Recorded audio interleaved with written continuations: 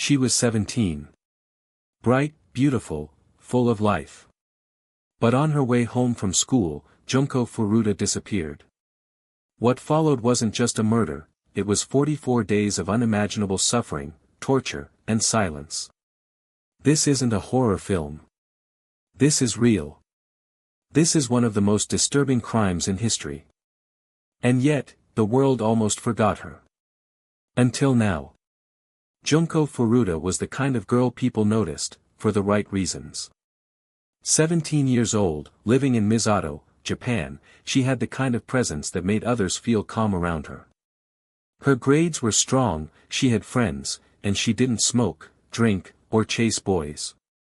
She dreamed of a simple life, maybe in business or fashion, and she had just accepted a part-time job to save up money for a graduation trip. On November 25, 1988, Junko was biking home after school when she vanished. It was a cold day, just another Friday.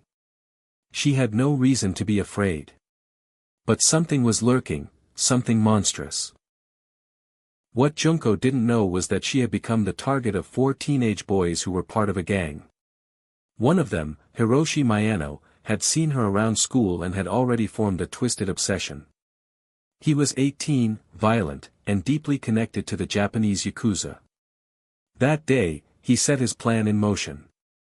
Miyano and his friend Nobuharu lured Junko by pretending to need directions. Once she got close enough, they grabbed her, dragged her into an abandoned warehouse, and raped her. But the horror had just begun. After calling his other gang members, Joe Ogura and Yasushi Watanabe, they took her to Miyano's house, where they bragged about what they'd done. She begged them to let her go. She cried, screamed, and tried to reason with them. But it only made them laugh. They kept her, like a prisoner in a war no one knew existed. Her parents didn't even know where she was. The boys forced her to call home and lie, saying she'd run away and was safe with friends. For the next 44 days, Junko Furuta would be subjected to cruelty that defies human understanding. She was held captive in Hiroshi's home, where his parents lived too, but they claimed not to know what was happening upstairs. Some say they were too afraid. Others believe they just didn't care. Junko was beaten with metal bars. She was starved. Her hands were smashed with dumbbells. Her face was burned with cigarettes. They forced her to eat cockroaches, drink her own urine, and they inserted foreign objects into her body, light bulbs, scissors, hot irons. Every single day brought new pain. She became unrecognizable. Her body swelled with untreated injuries. Her bones were broken. Her lips were shredded. Her nose leaked blood constantly. She couldn't even stand on her own anymore. But they weren't done. One night, they lit her on fire with lighter fluid, just to see how long she could survive. She passed out from the pain. They woke her up and did it again. And again. And yet. Junko never begged them to kill her. She still wanted to live. That spirit, that faint spark inside her, was what made this story all the more tragic.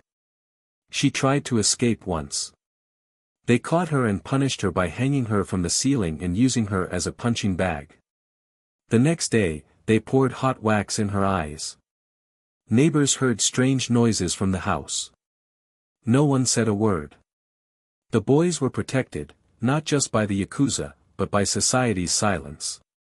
On January 4, 1989, they went too far. Junko was barely conscious, unable to move, her body failing. That day, they challenged her to a fight, her broken hands couldn't even lift a punch. When she collapsed, they beat her with an iron bar, stomped her stomach, and dropped weights on her body. Finally, they poured boiling water on her legs and chest. She died that night. Alone, in a room filled with monsters.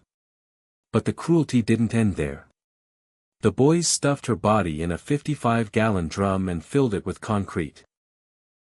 They left her in an abandoned construction site, as if she had never existed. Junko Furuta was missing for more than a month. Her parents, devastated and desperate, had no leads. Police struggled to investigate because of her fake runaway phone call. But one of the boys slipped up.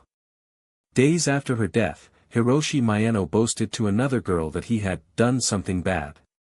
That girl went to the police. When the police brought Miyano in for questioning about an unrelated crime, he cracked. He believed they already knew about Junko, so he confessed. He led them to the drum. When they cracked open the concrete, the smell hit the air, rotted flesh, death, and unspeakable pain. The nation of Japan was shaken to its core. News reports blurred out the names of the suspects at first, since they were minors. But journalists and the public refused to let it slide. Their names were published anyway. The world needed to know who they were. The trial was a disgrace.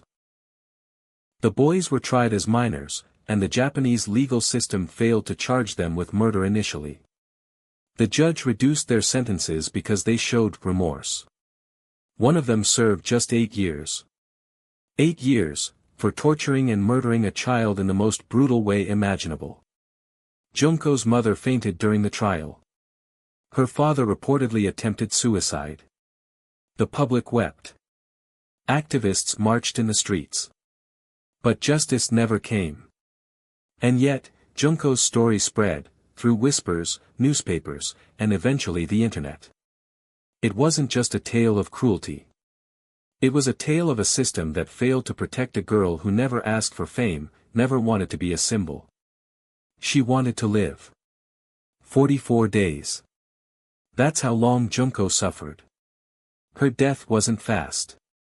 It wasn't merciful. But her legacy refuses to die.